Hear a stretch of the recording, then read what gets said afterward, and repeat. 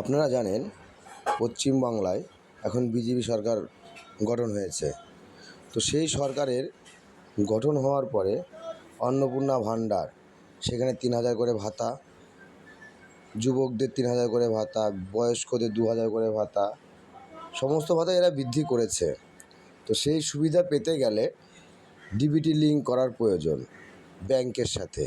তো প্রথমেই সবাই এই গুজবে কান দিয়েছে যে ডিবিটি লিঙ্ক সবারই করতে হবে। আসল ঘটনা হচ্ছে ডিবিটি লিঙ্ক সবার জন্য নয়। ডিবিটি লিঙ্ক কাদের জন্য সেটা আমি বলে দিচ্ছি, একদম মন দিয়ে শুনবেন। ধরুন, যেমন সরকারি প্রকল্পের টাকা, লক্ষ্মী ভাণ্ডার, অন্নপূর্ণা ভাণ্ডার বা স্কলারশিপ সরকারি ব্যাঙ্ক অ্যাকাউন্টে পাওয়ার জন্য ডিবিটি লিঙ্ক প্রয়োজন। তো ডিবিটির কথার অর্থ হচ্ছে ডাইরেক্ট বেনিফিট ট্রান্সফার বা এনপিসিআই লিঙ্ক করাতে হবে। আপনার আধার কার্ডের সাথে যে ব্যাঙ্ক অ্যাকাউন্ট যুক্ত সেটির মাধ্যমে ডিবিটিকে টাকা আসে। তো ডিবিটি লিঙ্ক কাদের করতে হবে? নতুন আবেদনকারী।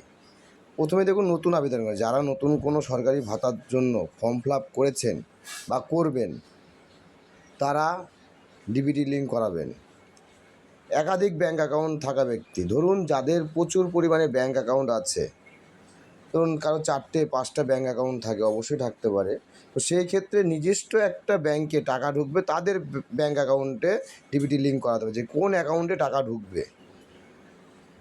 আর যাদের অ্যাকাউন্টে টাকা ঢুকছে না, যাদের অ্যাকাউন্টে আগে কোনো সমস্যার কারণে টাকা ঢুকছে না, তাদের ডিবিটি লিঙ্ক করাতে হবে। তো কীভাবে করাবেন? ব্যাঙ্ক শাখায় গিয়ে অফলাইনে করাতে পারবেন। ব্যাঙ্কে গিয়ে আপনার ডিবিটি ফর্ম নেবেন, ফর্ম নিয়ে আপনার ডিবিটি লিঙ্কের জন্য আবেদন করবেন, 24 থেকে 48 ঘন্টার মধ্যে এটা করে দেবে। তা মোবাইলের মাধ্যমে আপনি ব্যাঙ্কিং ইন্টারনেটের মাধ্যমেও করতে পারেন সেটা। কিন্তু যারা অলরেডি সব সময়ের জন্য টাকা পাচ্ছেন, আপনাদের কন্টিনিউয়াস টাকা ঢুকছে, তাদের ক্ষেত্রে ডিবিটি করাতে হবে না। কারণ ডিবিটি করা আছে বলেই আপনারা সরকারি সুবিধাটা পাচ্ছেন। এই বিষয়ে আরও তথ্য জানতে ভিডিওটা শেয়ার করবেন এবং আমাকে SMS করবেন, আমি অবশ্যই জানিয়ে দেবো। কমেন্ট বক্সে SMS করবেন, জানিয়ে দেবো।